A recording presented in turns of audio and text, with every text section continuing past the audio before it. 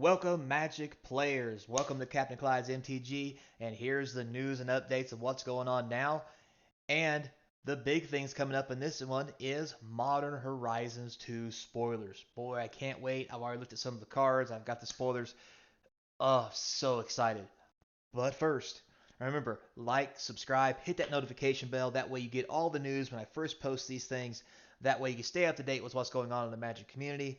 Also, tell your friends and families to subscribe. Give me a little support. I really do appreciate it. And as always, down in the comment section, tell me what you think. And if you have anything else that you'd like to talk about, you can put it in the comment section. Check my description for my email. Or if you just want to support the store by buying something, you can always check out the eBay link in the video in the description below. With that said, first order of business before we get to Modern Horizons is check out this sweet Fabled Passage. This is old border, old foiling, just like Time Spiral Remastered. Remember that? That's what this is. And it's beautiful. And you may think, where did this come from, Captain? Well, Wizards is going to run a promotion where if you go to your local LGS and you spend, I believe it's $50, they'll give you this card for free. How sweet is that? And I'm telling you right now, this card is going to be worth at least $50. So, like spending $50 local LGS is basically going to be like getting a free $50 at your LGS because people are just going to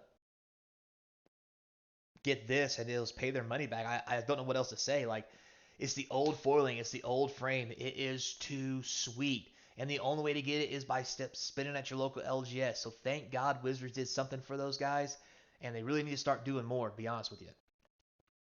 But this is a really sweet card.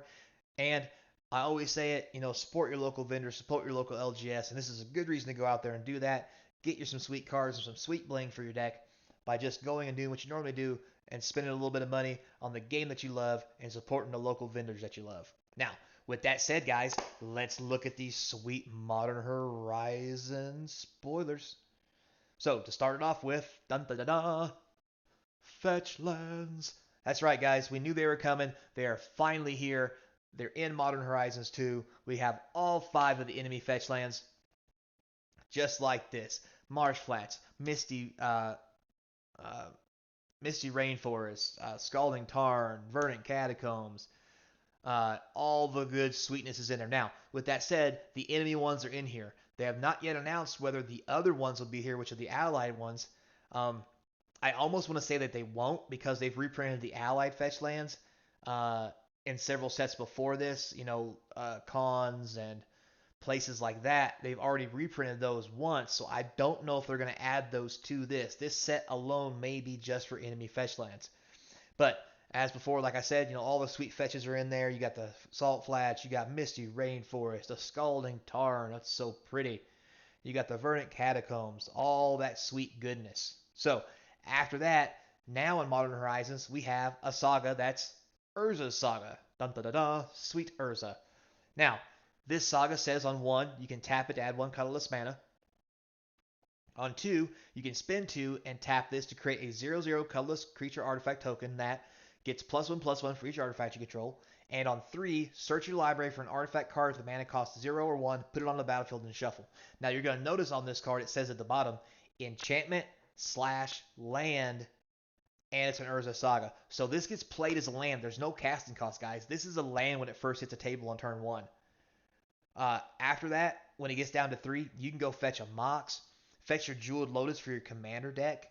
If you're playing a commander that's colorless, you can make a bunch of artifacts and make a dude with it. I just think there's a lot of potential for this card to be abused without it being extremely overpowered.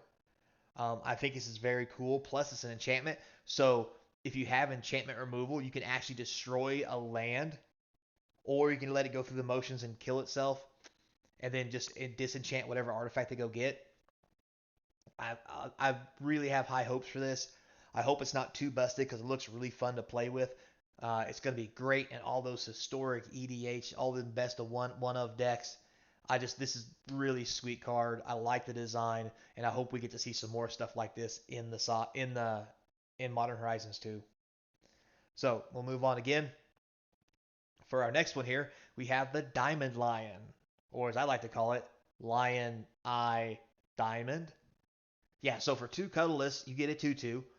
And it says you can tap, discard your hand, sacrifice a Diamond Lion, add 3 mana of any color, activate as an instant only.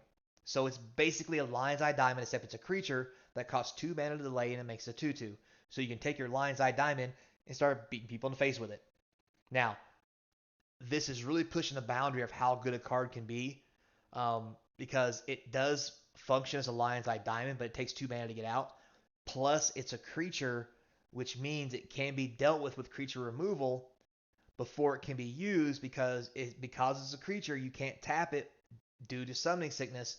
So people can literally lay it and you can kill it before it activates.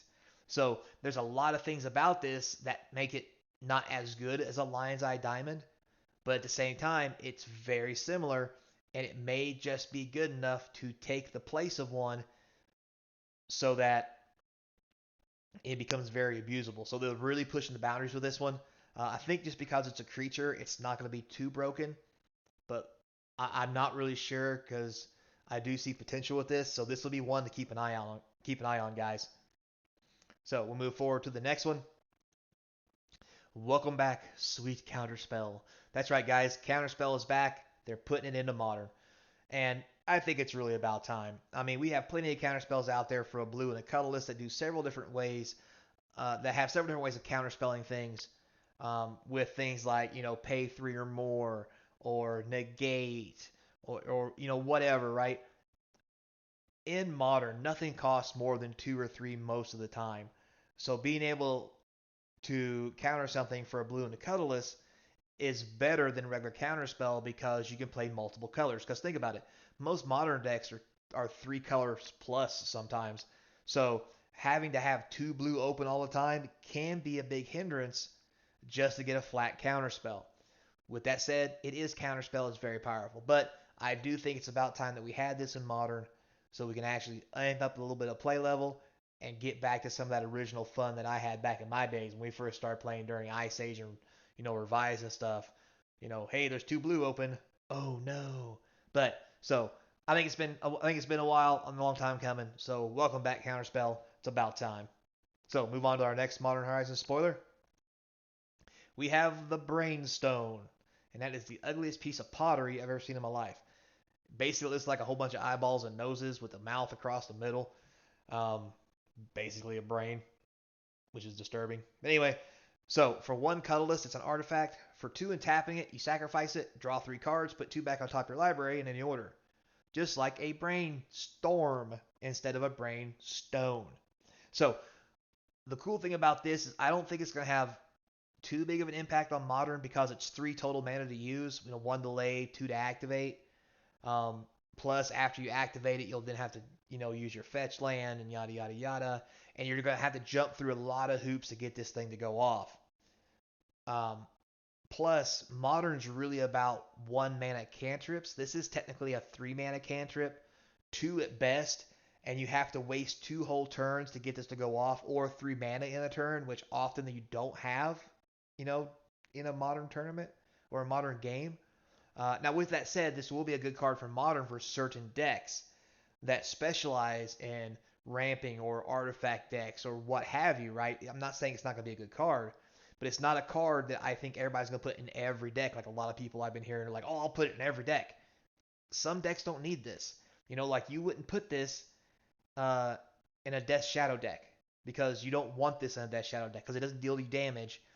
And once you brainstorm, now you're locked. You can't shuffle those cards away. Like this is not a card for every deck.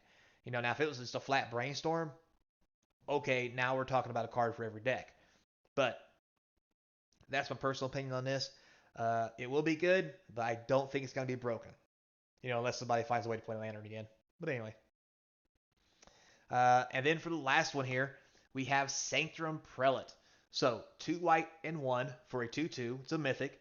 It's already on rate. You'll also notice that it says when it enters the battlefield, you choose a number. Non-creature spells with mana value equal to the chosen number can't be cast. What that means is this is basically a chalice. Now, only for non-creature spells. So you may put this down and say 1, but people are still going to be able to cast their one casting cost creature spells, because this says non-creature only. So it does have a little bit of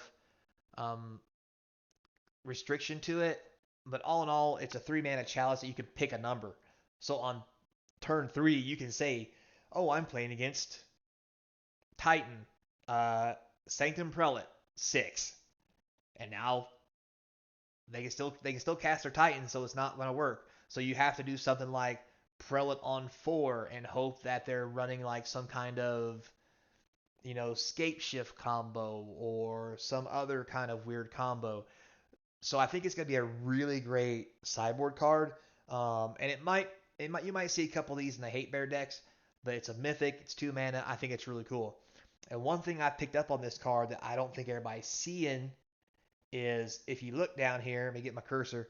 If you look right here, you'll notice this is the same foiling that they use for Time Spiral Remaster, which is the old foiling style. With that said, does that mean they might bring back the old art frame and foiling for this set like they did Time Spiral Remastered? Questions that need answers, right? Yeah. Because imagine the old foiling on one of those nice, sweet Fetchlands. Oh, that'd be fantastic. Man, I just don't know what to do about that. That'd just be too good. So, with that said, guys, that's all I got today for the Modern Horizons 2 spoilers. So, thanks a lot for listening. And as always, get out there, visit your local LGS. Let's play some Magic together. Spend you $50, get you a free card. Let's make a better environment, make a better community. And remember, this is your captain speaking. Until next time, remember to be kind. And I'll see you in the next video.